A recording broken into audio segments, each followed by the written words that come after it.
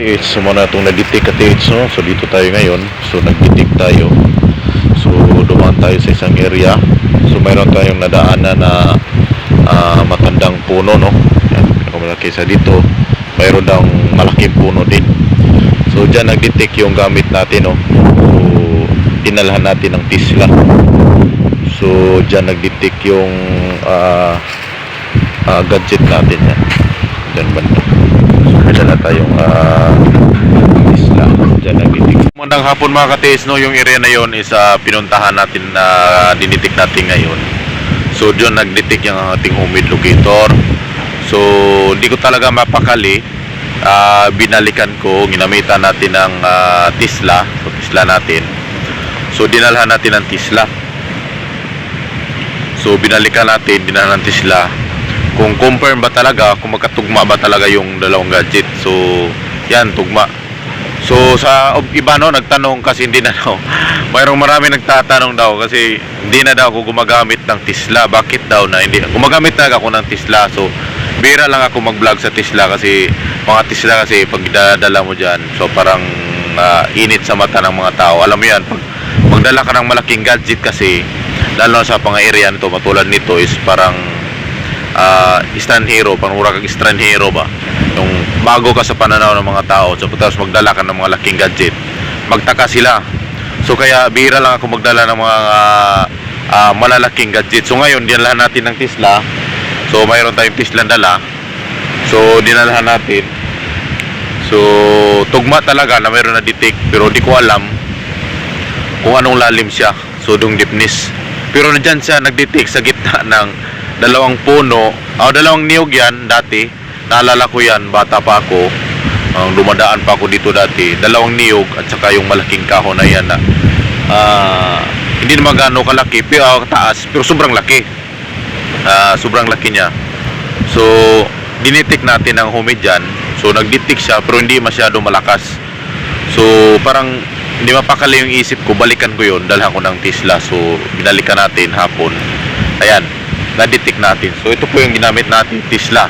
Baka marami kasi nagsabi sa na hindi na daw ako gumagamit ng Tesla. Gumagamit ako ng Tesla pero chinicheck ko yung area kung red flag pa.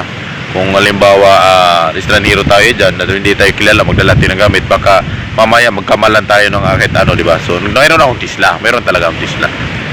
So kaso lang sa Tesla ko, maging honest lang ako sa Tesla, hindi gumagamit ng barrel ng Tesla. So ang ginagamit ko, hindi kasi gumagamit talaga ako yan. Hindi talaga gumagamit yan. Meron kasi na akong sariling barrel. Yan. Yan. Kaya nagtaka yung iba na hindi daw ako gumagamit. Gumagamit ako ng Tesla. Ito, pwede pang humid, pwede pang Tesla. So itong minsan mirang ginagamit ko. Halimbawa pag yung area is positive, itong ginagamit ko. Humid na mayroong Tesla. Mayroon tong load, pero mas ang load nito is malaki pa sa humid. Yung humid na ginagawa natin, mas marami to kasi magastos to eh. Magastos ang paggawa nito, kaya kasi private lang to, pang personal ko lang. So malaking ginastos ko to ng gitukunik natin sa Tesla. So sa mga nagtatanong na bakit daw humid lang ginagamit ko, hindi na ba daw ako gumagamit ako ng Tesla, pero chinicheck ko yung area kung kailangan ba talaga Tesla, kung dalhin ko dyan, baka mamaya magkamalan tayo ng mga tao. So ang dila na natin humid lang. So mayroon akong Tesla. Mayroon akong Tesla, sir. Mayroon akong Tesla. Yan. So matagal na to, mga higit isang taon na tong Tesla sa akin. So ito pong laging ginagamit ko. So sa totoo lang, hindi gumagamit ako ng barrel ng Tesla. Hindi talaga ako gumagamit. So ang ginagamit ko, ito yung ginawa ko na barrel. Hindi po to binta, ha? Hindi po to pagbinta. Personal ko po to. Yan. Personal ko po to. So mas tiwala kasi ako sa gamit. Kaya sinasabi ko sa inyo, kung mayroon kang gamit na, kung mayroon kang gamit talagang solid at saka legit, ba't kailangan mo pa ng ibang gamit, di ba? So kaya yung ginagawa ko, yung gamit ko talaga ang ginagamit ko. So itong gamit ko ang ginagamit ko. So ito po yung Tesla. So ang loob nito, mas marami pang load sa Tesla. Kasi yung Tesla, Alam ko yung load sa Tesla barrel, yung Tesla barrel, di ba? So pakita natin mga Tesla barrel yan, yung ginawa natin. So mas marami pa kasi alam ko load ng Tesla at alam kong load sa ating locator. So yung homemade locator natin is marami nang naka-heads. Paniwala mo ko yung hindi, di ko kailangan magsinungaling, wala po ako makukuha dyan, hindi po ko yumaman dyan.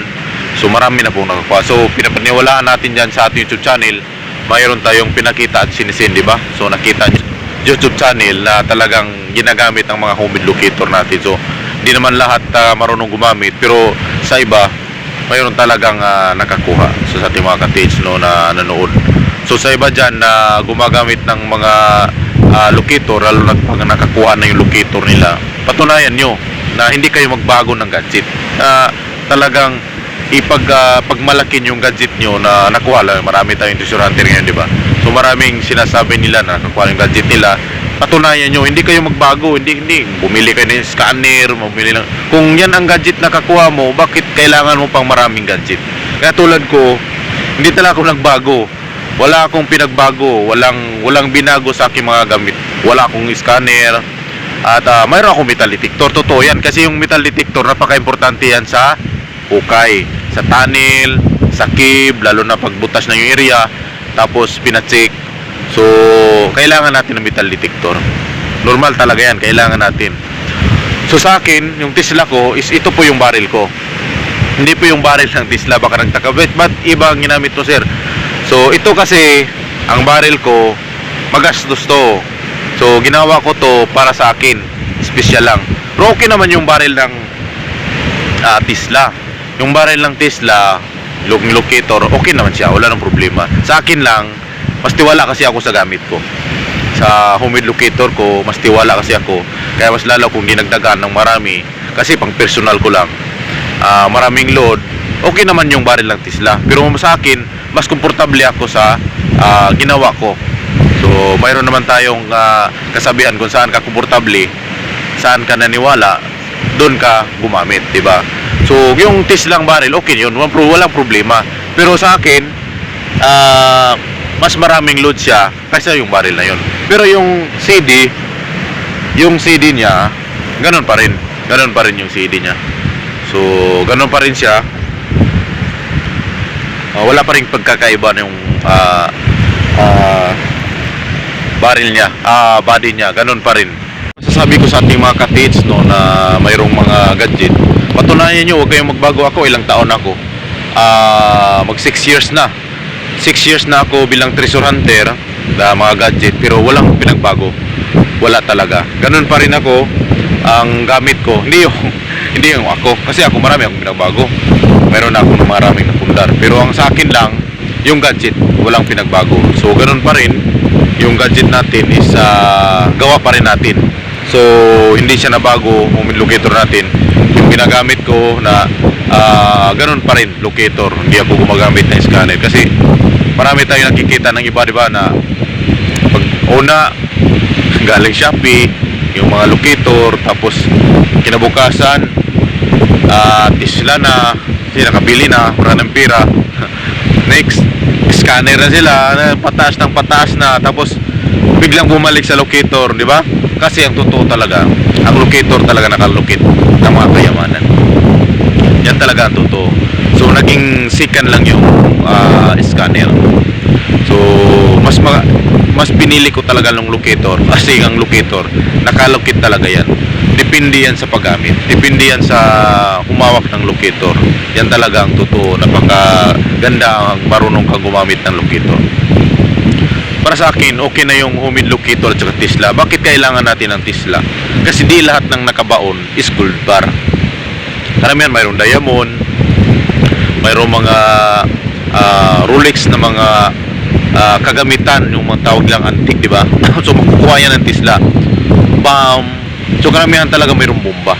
So ginagamit yan sa mga sundalo. Kasi marami akong customer, mga sundalo. Ginagamit nila bam dyan sa Misamis Oriental. Karamihan na kumuha ng gadget ko sa Buanga, dun sa Luzon, part ng Luzon, ginagamit nila yan pang kuha ng bomb. So mga metal, ginagamit nila yung Tesla. So tested po yung Tesla. So So sa akin lang, naging sinasabi ko na hindi ko gumagamit ng barrel kasi ang ginawa ko, yung aking ginawa. So ginawa. Pero yung Tesla, wala namang problema. So walang problema yung barrel ng Tesla. So sa akin lang, mas tiwala ko sa homemade. So ginawa ko, yung barrel ko na homemade at ginamit natin yung ating homemade locator. So baka nagtaka kayo kasi marami nagtatanong, sir, bakit homemade na lang daw lagi ang binibidyo natin? So kasi dapat kung mag-TH ka, hindi porkit mayroon kang gamit, pagsabak mo ng area, pasikat ka, ganda ng gamit. Hindi ako ganyan. Hindi kasi ako pasikat na magpunta ako dyan. Magpunta pa ako sa area, minsan makita ako sa mga ka-TH natin, kagidlay, amlong kidlay, yung mga damit parang posturang hindi talaga tingin nila na wala akong pera. Talagang hindi ako namumustura talaga para hindi sabihin nila yabang na, mayroon ng pera, magyabang na. So hindi ganon. So minsan makita ko pag sanilas lang, naka-short lang, ganyan. So ganon lang talaga to, walang pinagbago. Ganon lang mga ka-PH. So hindi kailangan na magyabang, mayroon kang pera, magyabang ka, hindi. So nasagot ko na sa tanong sa ating mga ka-TH na mayroong nagchat-chatin na bakit di daw ako napagpakita natin. Mayroon na akong Tesla.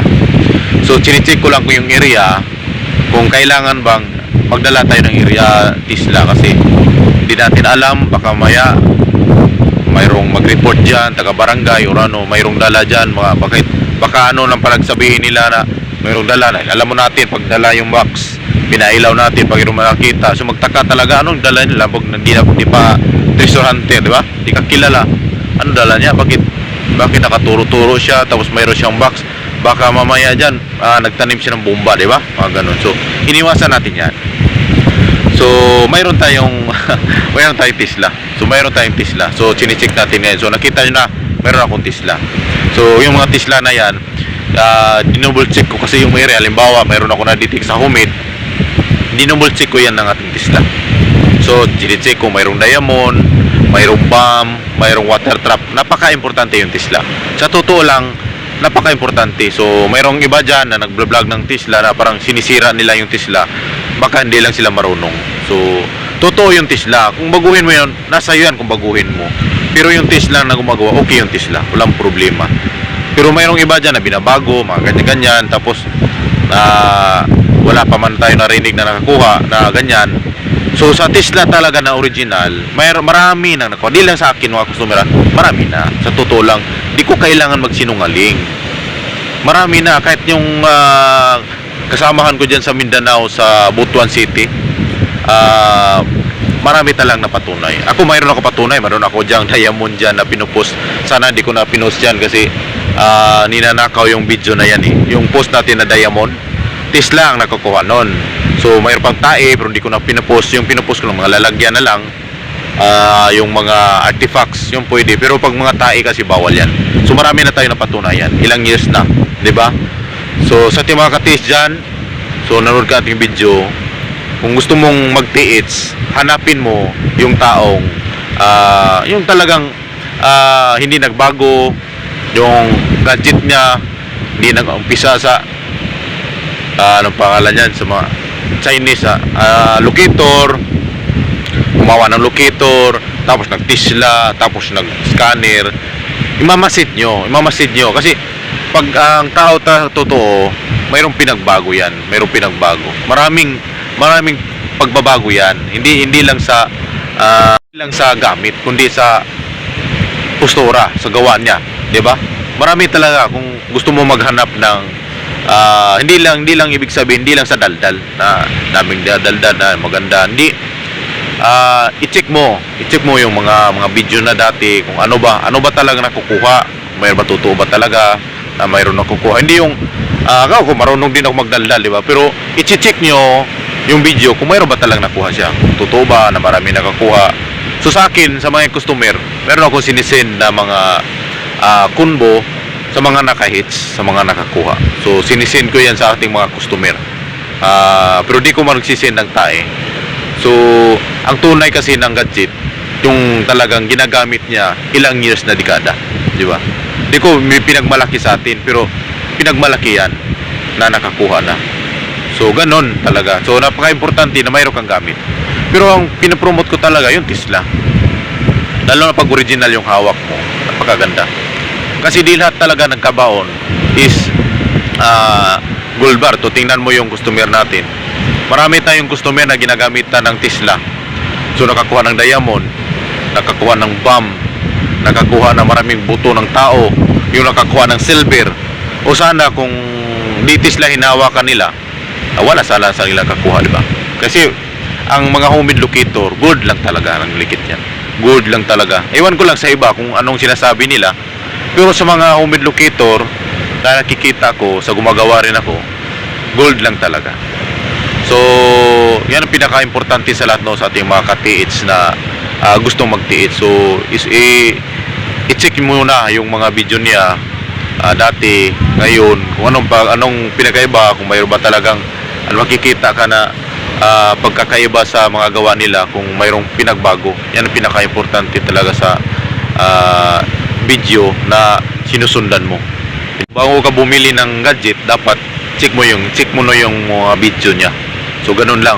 Yan ang pinaka-importante. Hindi yung nakapanood ka lang sa isang video kasi magandang salita, bumili ka na agad. Hindi mo na, check mo na para hindi ka tulad ng iba na pinagsisihan na yung ginagawa nila pagbili nila, di ba? So marami. So i-check mo na para pagbili mo sulit, hindi yung nagsisi ka na tuloy o sa akin ka bumili, nagsisi ka, mga ganyan. So hindi naman ibig sabihin na 100% perfect tayo, pero dapat bago ka bumili, i-check muna yung mga background ng gamit na yan, mga ganyan. Yan yung pinaka-importante. So sa ating mga ka-TH, no, kaya dito bumili yung mga pulis, sundalo, mayaman, mga dating bas mayor dyan sa Puntang Davao, Tagum. So dito bumili sila sa akin kasi alam nila original. Hindi po ako nagtitinda ng imitation at di po ako nagbibinta ng mga fake, yung mga imitation talaga, yung original. Kaya dito sila bumili. So yun lang mga ka-TH, maraming salamat at God bless po sa nood ng ating video. Huwag kalimutan na mag-subscribe palagi ang dito sa ating mga video, no? So nasagot ko na ang katanungan sa ating maraming ka-TH, bakit na di ako nagdala ng Tesla. Mayroon akong Tesla, nakita nyo na. Pero sa totoo lang, hindi ako gumagamit ng baril kasi mas tiwala ako sa baril ko. Pero yung baril ng Tesla, okay yun, walang problema. Pero sa akin lang, mas tiwala ako sa homemade ko kasi yung homemade ay marami nang naka-hits. So yun mga ka-TH, maraming salamat at God bless po sa inyo.